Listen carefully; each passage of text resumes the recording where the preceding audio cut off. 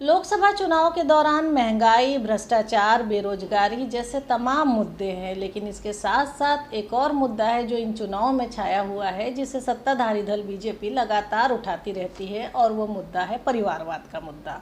परिवारवाद का मुद्दा ऐसा है कि बीजेपी जब जब चुनाव होते हैं या चुनाव नहीं होते हैं, राज्यों के चुनाव होते हैं, लोकसभा चुनाव होते हैं, ऐसा मुद्दा है जिसे मौके बेमौके बीजेपी जिसे लेकर विपक्षी दलों को घेरती रहती है। लेकिन आइए अब हम इसको समझने की कोशिश करेंगे कि आखिर हिंदुस्तान की राजनीति में परिवारवाद इतना बड़ा मुद्दा कैसे बनता जा रहा है। दरअसल परिवारवाद को समझने के लिए हमको देश के अलग अलग राज्यों को समझना होगा, और न केवल अलग अलग राज्यों को, बल्कि हम कह सकते हैं कि हिंदुस्तान के उत्तर से लेकर दक्षिण तक सभी राज्यों को समझना होगा कि आखिर कौन सी ऐसी बड़ी राजनीतिक परिवार हैं, या फिर राजनीति में कौन कौन सी ऐसे दल हैं जो सिर्फ और सिर्फ परिवार के सहारे लगातार आगे बढ़ते जा रहे हैं, या कह सकते हैं कि जिनकी राजनीतिक विरासत सिर्फ परिवार में ही लगातार ट्रांसफर हो रही है। जी, तो हिंदुस्तान में उत्तर से लेके दक्षिण तक छोटे बड़े सभी दल परिवारवाद से ग्रस्त हैं। चलिए परिवारवाद की शुरुआत करते हैं हम देश की मुख्य विपक्षी पार्टी, बल्कि कह सकते हैं जिसे सबसे पुरानी पार्टी कहा जाता है, कांग्रेस से। कांग्रेस को ग्रैंड ओल्ड पार्टी भी कहा जाता है, लेकिन अगर हम कांग्रेस को देखें तो कांग्रेस में इस परिवार से 3 प्रधानमंत्री रहे हैं, और इस परिवार से अगर हम ये देखें कि जो पंडित जवाहरलाल नेहरू के समय से लगातार, पहले पंडित जवाहरलाल नेहरू, फिर उनकी बेटी जो पूर्व प्रधानमंत्री इंदिरा गांधी के बाद उनके बेटे राजीव गांधी प्रधानमंत्री बने, और अब भी अगर कांग्रेस पार्टी की बागडोर की बात करें तो कुछ 1-2 बार गाहे बगाहे छोड़कर ये लगातार इसके जो अध्यक्ष हैं वो गांधी परिवार से, नेहरू गांधी परिवार से ही रहे हैं। फिर चाहे अध्यक्ष कभी इसमें सोनिया गांधी हो, कभी राहुल गांधी हो। तो जो कांग्रेस पार्टी है सबसे पुरानी राजनीतिक पार्टी देश की मानी जाती है, लेकिन ये भी जो लगातार विपक्षी दलों का आरोप है कि सिर्फ और सिर्फ इसमें परिवारवाद हावी है, और पूरी गांधी नेहरू परिवार कांग्रेस को अपनी तरह से और अपने हिसाब से चलाते हैं, किसी और लोगों को पार्टी में तवज्जो नहीं दी जाती है। हालांकि इस मसले पे कांग्रेस को बीजेपी तो घेरती है, लेकिन कई सारे और राजनीतिक दल भी इसके घेरते हैं कि कांग्रेस नेहरू गांधी परिवार से आगे कुछ सोच नहीं पाती। अब हम बात करते हैं बिहार की। बिहार में कुछ ज़्यादा नहीं तो हम लालू प्रसाद यादव, जो पूर्व मुख्यमंत्री हैं लालू प्रसाद यादव, और आरजेडी प्रमुख हैं लालू प्रसाद यादव, उनके परिवार की बात करें तो वो और उनकी पत्नी राबड़ी देवी पूर्व मुख्यमंत्री हैं। राबड़ी देवी इस समय विधान परिषद की सदस्य भी हैं।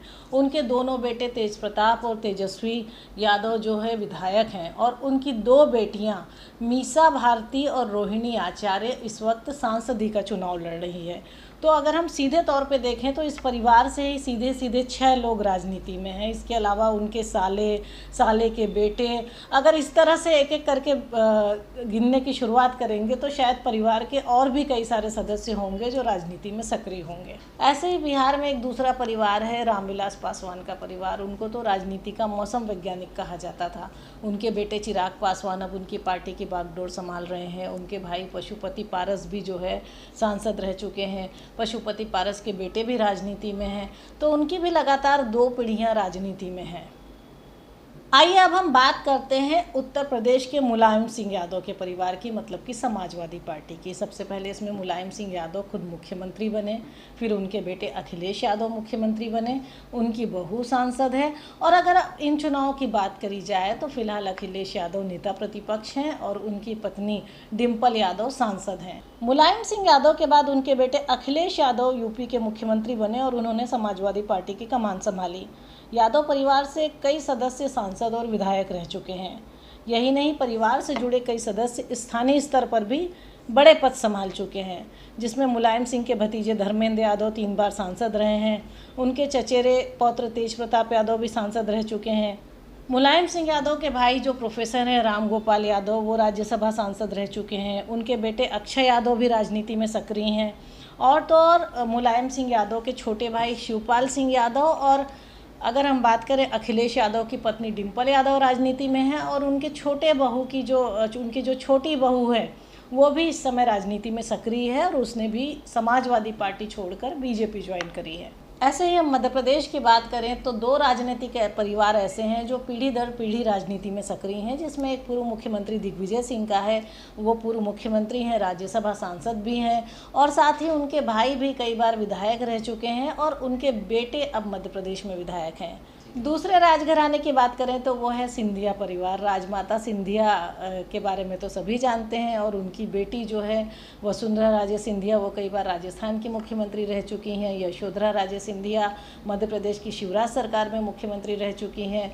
उनके बेटे माधवराव सिंधिया कांग्रेस में कई बार मंत्री रह चुके हैं। और अब ज्योतिरादित्य सिंधिया ने पहले कांग्रेस की राजनीति करी और अब वो बीजेपी में केंद्र में मंत्री हैं और उनके बेटे महाआर्यमन भी लगातार अब प्रचार में देखे जाते हैं। और ऐसे ही अगर हम आर्थिक राजधानी मुंबई की बात करेंगे, महाराष्ट्र की बात करेंगे तो उसमें ठाकरे परिवार है। ठाकरे परिवार लंबे समय से राजनीति में है। बाला साहब ठाकरे के बाद उद्धव ठाकरे, राज ठाकरे, उनके बेटे आदित्य ठाकरे, राज ठाकरे के बेटे आदित्य ठाकरे, ये सब लगातार राजनीति में एक एक करके अगली पीढ़ी इनकी एंट्री करती जा रही है।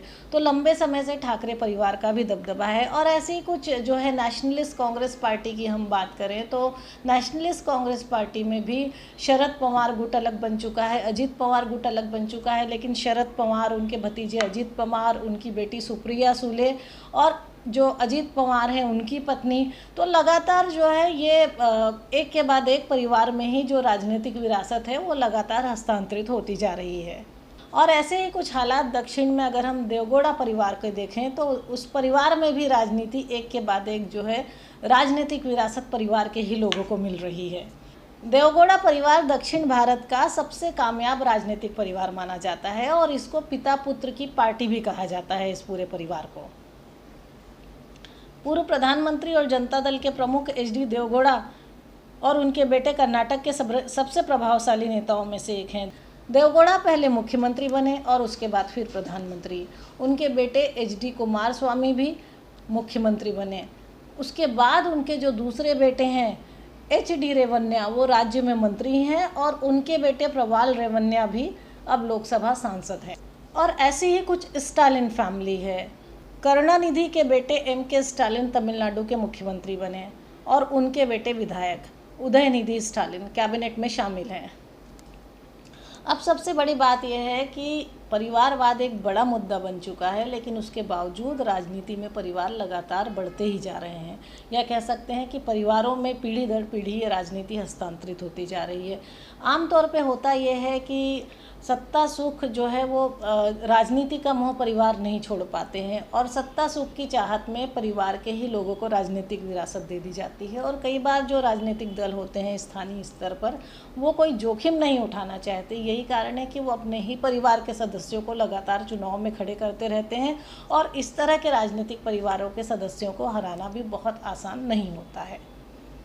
लेकिन अब चुनौती इस बात की भी होगी कि देश में नारी शक्ति वंदन अधिनियम नया कानून आ चुका है, जिसके तहत राजनीति में महिलाओं को 33% आरक्षण दिया जा रहा है।